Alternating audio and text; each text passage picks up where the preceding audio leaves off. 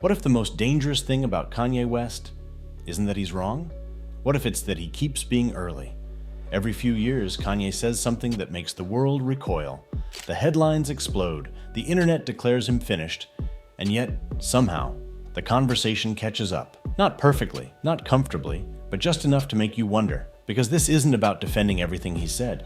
It's about a pattern where his instincts fire before culture has the language to process them. And when that happens, there are only two possibilities. He's lost it, or he's seeing something the rest of us haven't caught up to yet. And in 2026, that question might matter more than ever.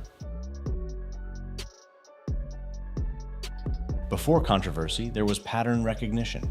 Kanye predicted emotional rap before Drake made it dominant. He fused gospel and hip-hop before it was commercially safe. He treated sneakers like cultural currency before creator brands existed. He doesn't follow culture, he feels shifts in it, and he moves before they stabilize. That's not luck, that's intuition. But intuition is volatile. Because when you speak before society catches up, you sound insane. Kanye's most volatile moments almost always revolve around one central theme: power. Who holds it? Who controls narratives? And who benefits from systems most people rarely question?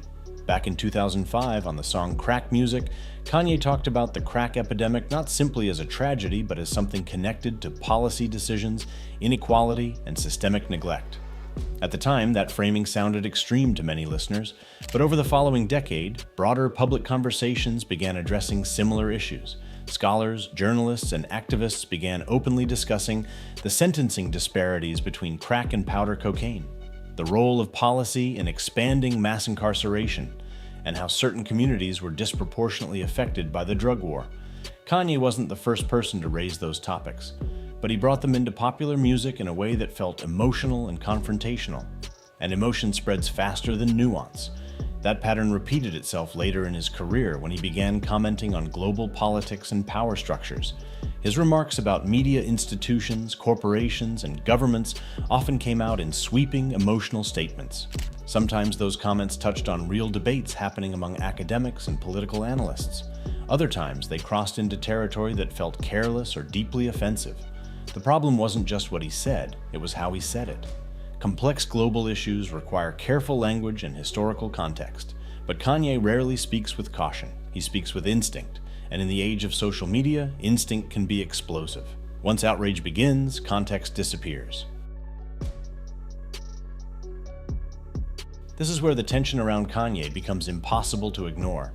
The same instinct that made him culturally dominant is the instinct that makes him combustible. He rarely refines ideas before expressing them. He doesn't test language with advisors. He doesn't filter thoughts through careful messaging. He speaks from impulse. In an earlier era, before smartphones and instant global reactions, that might have worked differently. Artists could experiment with ideas publicly without every statement becoming a permanent headline. But today, every sentence is amplified instantly. A half-formed thought becomes a viral clip. An emotional moment becomes a permanent record. To some people, this looks like instability. To others, it looks like frustration with institutions and narratives he doesn't trust. But underneath both reactions is the same truth. Kanye has always trusted intuition more than institutions. Sometimes that produces brilliance. Other times it produces chaos. There's another uncomfortable reality about cultural influence. Relevance rarely comes from being safe. It comes from friction. Kanye creates friction almost instinctively. His music challenges expectations. His public statements challenge social boundaries. His presence disrupts conversations about art, race, celebrity, and media power. Even people who say they're done listening to him still watch what he does next. Because unpredictability demands attention. And in modern culture, attention is currency.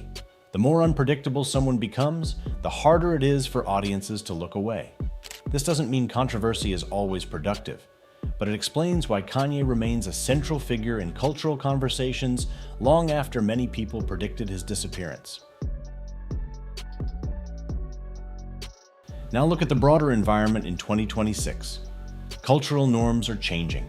Polished political language feels less convincing to many people. Distrust in institutions, governments, media, corporations has become widespread. Public conversations increasingly reward bluntness over diplomacy. In that climate, Kanye's communication style feels strangely aligned with the moment. Not because everything he says is correct, but because the environment now tolerates, and sometimes even encourages, raw, unfiltered expression. If Kanye channels that intuition back into what he does best, music, creativity, and artistic experimentation, something interesting could happen. The same instinct that once made him sound chaotic could start sounding prophetic again. Not because he's never wrong, but because history has a strange habit of re-evaluating people who spoke too early. Sometimes being early and being insane look exactly the same. The difference only becomes clear with time, and 2026 might be one of those moments where time begins separating the two. If you enjoyed this breakdown and want more deep dives into culture, influence, and the psychology behind major public figures, make sure to like the video and subscribe to the channel so you don't miss the next analysis.